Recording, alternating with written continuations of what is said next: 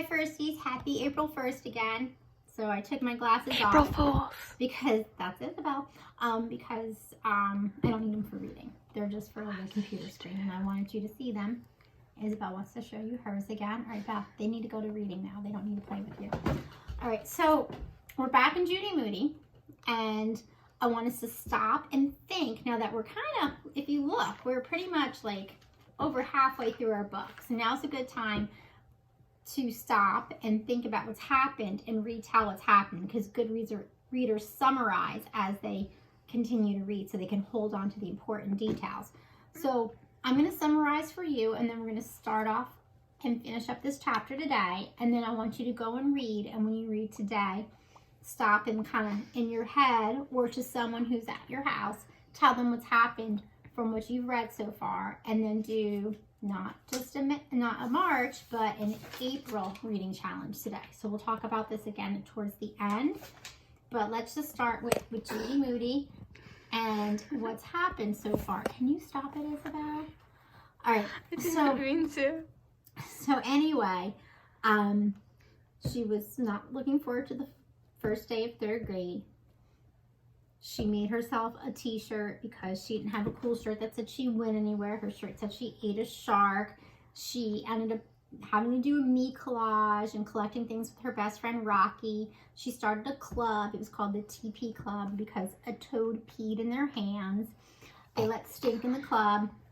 Right before the club though, she got a pet, but it wasn't an animal pet. It was a plant pet. It was a Venus flytrap, and she named it Jaws. And then she got invited to Frank Pearl's birthday party, which happened in the beginning, but now she's finally at Frank's party and she doesn't want to be there.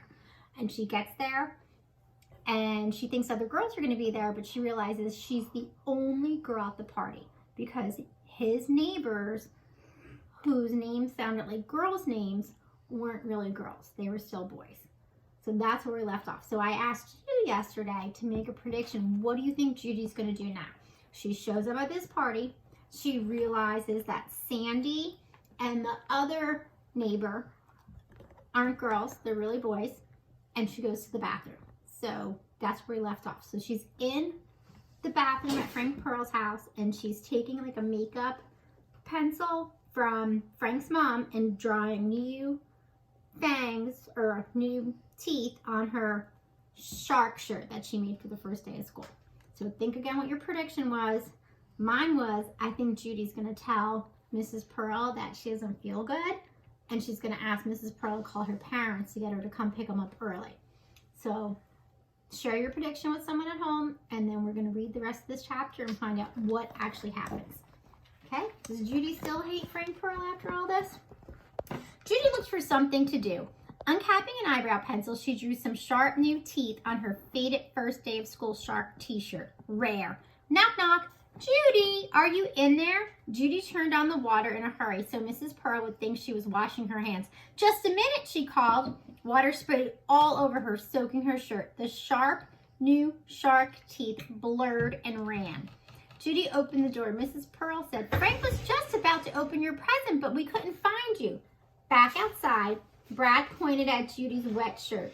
You guys, it's a shark with black blood dripping from its mouth. How cool. Wow. How'd you do that? Talent, said Judy. And water.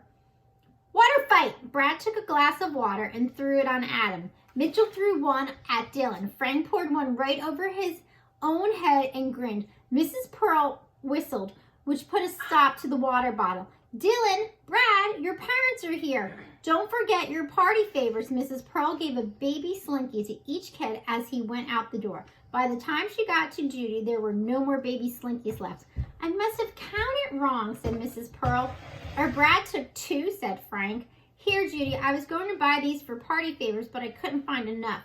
Mrs. Pearl handed her a miniature rock and gem collection in a plastic see-through box. Tiny amethysts and jade stones. Even a crackly amber one. Thank you, Mrs. Pearl, Judy said, and she meant it. I love collecting stones and things.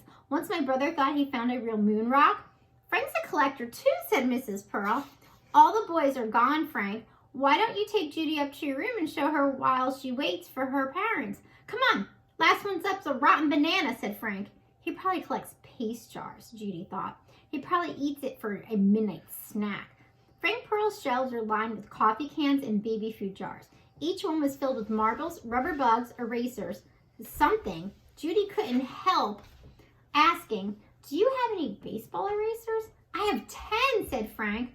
I got them free when a real Oriole came to the library. Really? Me too, Judy smiled. She almost said, same, then caught herself just in time.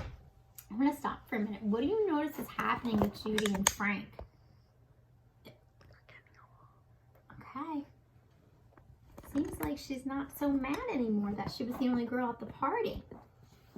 I'm taping one to my me collage beside my favorite bug, a click beetle for hobbies. You know, collecting things? That's my hobby too, Judy told him. He also had 2 pencil sharpeners, a Liberty Bell, and a brain, and a teeny tiny flip book from Vicks. Frank Pearl showed her his buffalo nickel, which he kept in a double-locked piggy bank. It's not really a collection yet because there's only one. That's okay, said Judy. Frank also had a killer comic book collection with really old ones like the Green Hornet, Richie Rich, and Captain Marvel. To top it off, he even had a miniature soap collection with fancy hotel names on the wrappers. Judy forgot all about wanting to leave. What's that, she asked. A pitcher plant? It catches insects. They think it's a flower, so they land on it. Then they fall down this tube and the plant eats them. Rare, said Judy. I have a Venus flytrap named Jaws. I know, said Frank. That was funny when you brought it to school, how it ate that hamburger and stunk up your backpack and everything. Frank, Judy, the Moody's are here. I guess I gotta go, Judy told Frank. Well, thanks for the tadpole kit, Frank said, twisting a leg off the rubber click beetle from his collection. Hey, do you really eat paste? Asked Judy. I tasted it one time for a dare. Rare, Judy said. Wow. Stop and think. What was your prediction about how Judy was going to feel about being the only girl at Frank's party? I thought she was going to pretend she felt sick and ask to leave. And now I'm thinking, and from what I read, and from Judy's actions, and Frank's actions, I think they're becoming friends. What do you think? Tell someone at home, and when you read today, remember to go back and talk about what's already happened in your story, and go one more time into your reading packet that looks like this. And you have, after your reading logs, an April challenge. Go ahead and fill out an April challenge for today. I already colored in reading a book that makes you smile. I love Judy Moody and she makes me smile. So hopefully you're reading a book that makes you smile, okay? And maybe that's the raindrop you color in today. I'll see you tomorrow, Firsties.